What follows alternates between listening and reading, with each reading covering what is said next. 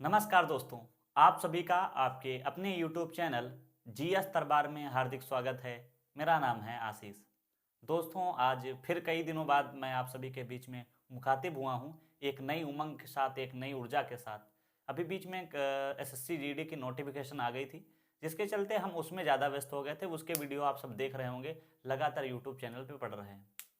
इसलिए मैं इतिहास को ज़्यादा टाइम नहीं दे पा रहा था, लेकिन अब मैं कोशिश करूंगा कि मैं इतिहास को भी साथ साथ में टाइम देता जाऊं, हर एक दो दिन में एक वीडियो आता जाए। क्योंकि बहुत से लोग जो है हमसे इतिहास के कारण जुड़े हैं, और बहुत से लोग जो है हमसे जो है एसएससी जीडी के कारण जुड़े हैं। तो हमें दोनों को साथ में लेकर चलना है और दोनों लोग अपनी तैयारी करते रहेंगे। देखिए, आज हम लोग किस चैप्टर की बात करेंगे, तो अभी तक रिवाइज सीरीज चल रही थी। इसमें अभी तक हमने शुरुआत में जो यूरोपियों का भारत में आगमन हो गया, इसके बाद में मुगलों का पतन हो गया, और मुगलों के पतन में हमने उनके कारण जाने थे। आज इस वीडियो में मुगलों के पतन के बाद जो उत्तरवर्ती जो मुगल शासक थे उसके बारे में चर्चा करेंगे। तो आइए शुरू करते हैं। ज़्यादा डीपली नहीं पढ़ेंगे, कह सकते हो रिवाइज करना है। मैंने उत्तरवर्ती मुगल शासकों के बारे में एक एक जितने भी आपके सामने 10-12 मुगल शासक लिखे दिख रहे हैं, सबके बारे में बहुत ही विस्तृत रूप से बताया है।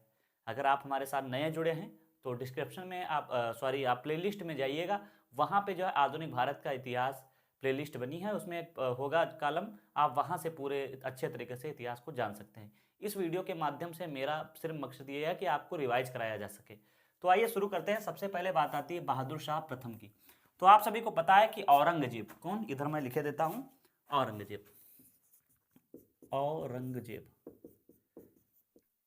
अब क्या होता है, 1707 में औरंगजेब की मृत्यु हो गई। तो उस समय इसके 3 पुत्र जिंदा थे, क्योंकि टोटल 5 पुत्र थे, इसमें से 3 कौन कौन जिंदा थे, मुअज्जम, आजम और कामबख्श। अब क्या होता है, मुअज्जम जो है आजम और कामबख्श की हत्या कर देता है और स्वयं गद्दी पर बैठ जाता है बहादुर शाह प्रथम के नाम से 1707 से 1712 के बीच में। इसे जो है शाह आलम प्रथम भी कहा जाता है। अब देखो क्या था, अभी तक जितना औरंगजेब था ये बहुत ही ज्यादा कह सकते हो लड़ाकू था। इसने अपना पूरा भौकाल मचा के रखा था। इसने कहा मैं ऐसा कुछ नहीं करूंगा। इसने शांतिपूर्ण मैत्री की नीति अपनाई, बहुत शांत तरीके, क्योंकि बुढ़ा हो चुका था 60, वही लगभग में 62-63 साल का मुअज्जम था, जो बहादुर शाह प्रथम के नाम से गद्दी पर बैठा था। इसका अन्य नाम जिसे शाहे बेखबर बोला जाता है, इसको कोई खबर ही नहीं थी, अपने से मतलब था। इसने क्या क्या काम किए उसके बारे में चर्चा करते हैं। तो देखो, इसने जो है पूछा जाएगा किस मुगल शासक ने जो है शांतिपूर्ण मैत्री की नीयत अपनाई, तो कौन हो जाएगा, बहादुर शाह प्रथम। इसके अलावा और क्या काम किया, तो आप सभी को पता होगा कि औरंगजेब ने जो है शाहू जी को जो है जेल में डाल दिया था। इसने शाहू जी को छोड़ दिया, चूड़ामण के साथ दोस्ती कर ली, इस तरीके से अन्य काम किए इसने। और इसके बारे में बस इतना ही याद रखना है कि ये जो है उत्तरवर्ती मुगल शासकों में पहला शासक था। साथ ही साथ औरंगजेब के मृत्यु के बाद गद्दी पर कौन बैठा, तो बहादुर शाह प्रथम बैठा था। इसके अलावा फिर इसके बारे में एक सिडवी ओवन जो है एक इतिहासकार हैं, वो कहते हैं कि यह अंतिम मुगल शासक था जिसके बारे में कुछ अच्छे शब्द कहे जा सकते हैं। नहीं तो जितने मुगल शासक रहे सब जो है बाद में नाक ही कटाई है, समझो। इसके अलावा फिर अगला है जहांदार शाह। अब जिस प्रकार से बहादुर शाह ने जो है गद्दी पर बैठने के लिए बहुत संघर्ष किया था, उसी प्रकार से जहांदार शाह भी बहुत संघर्ष किए थे, क्योंकि इसके भी कई भाई थे, जैसे रफीउज शाह हो गए, जहान शाह हो गए, ये सब जो है वहां पे थे। फिर आखिरकार ये जो है जुल्फिकार खां एक थे, जुल्फिकार खां। जुल्फिकार खां की मदद से गद्दी पर बैठता है 1712 ईस्वी में। एक साल ही बैठ पाता है, क्योंकि इसके भतीजा कह सकते हो फर्रुखशियर ने इसकी हत्या कर दी थी। और कराई किसने थी, तो सैयद बंधुओं ने कराई थी। इसके में एक चीज याद रखना है कि इसने जो है प्रथा शुरू कराई थी, इजारा व्यवस्था, इजारा पद्धति। क्या था इजारा पद्धति, तो इजारा पद्धति में क्या था, जो भूमि थी उसको ठेके पर दे दिया जाता था कि वहां से हमको कर लेना है, हमको ये नहीं मतलब है कितना करा रहा है, हमको इतना पैसा चाहिए। इसके अलावा इसने जो है सवाई जयसिंह को भी जो है सवाई की उपाधि दी थी, इस तरीके से आपको याद रखना है। इसके बाद में फर्रुखशियर की बात आती।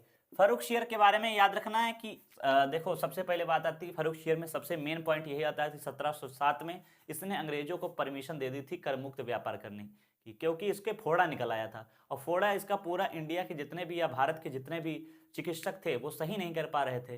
तो 1700 कह सकते हो 1717 से पहले 1715 में जॉन सरमन की अध्यक्षता में एक दल आया था भारत, और उसी में एक शैल चिकित्सक आया था, हैमिल्टन।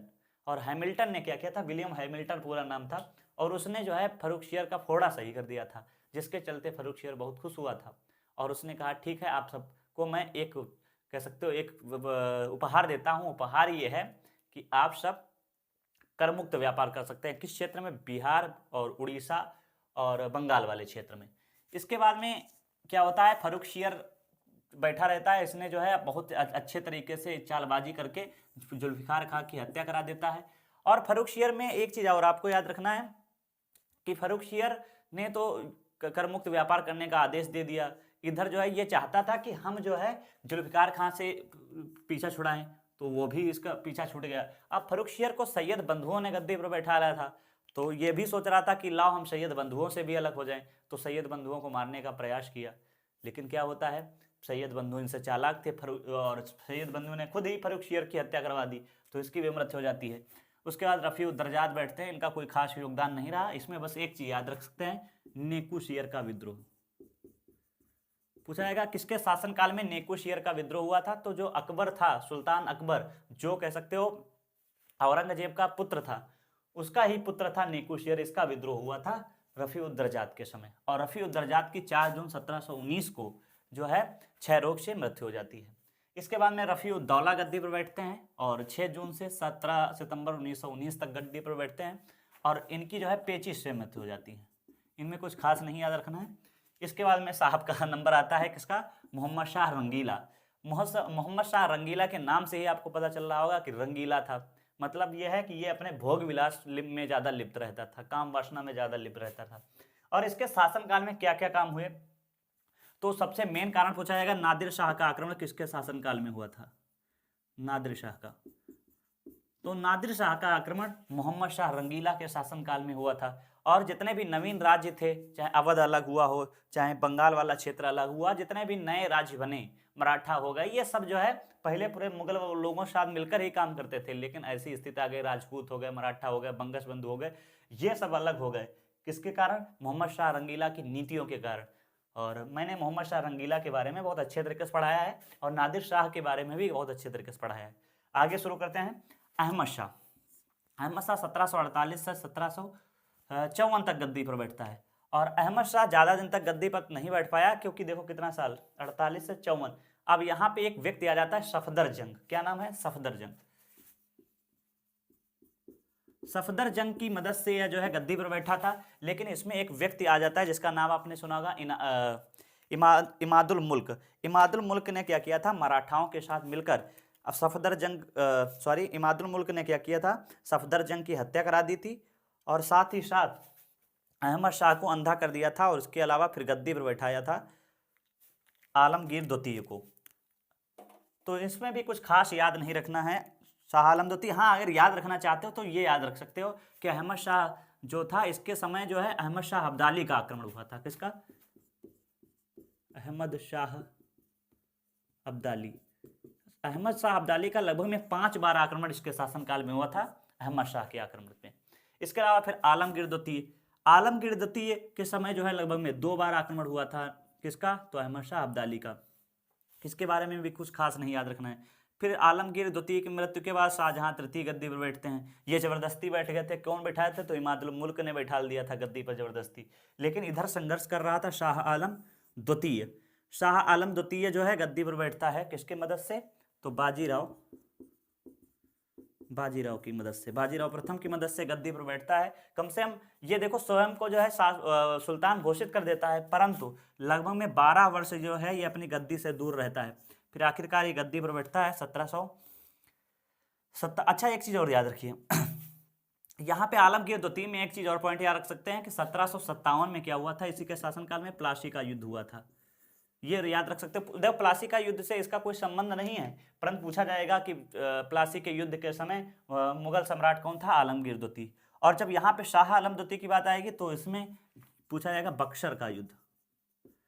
बक्सर का युद्ध, बक्सर के युद्ध में जो है ये शामिल हुआ था, हारा भी था शाह आलम द्वितीय। तो पूछा जाएगा बक्सर का युद्ध किसके शासनकाल में हुआ था? तो शाह आलम द्वितीय के। और यहाँ से इसकी बहुत हालत जो है खराब हो जाती है। अंग्रेजों ने संधि 2 की थी, आप सब कमेंट करके बताएं कि शाह आलम द्वितीय से और शाह शुजा से कौन कौन सी संधि हुई थी।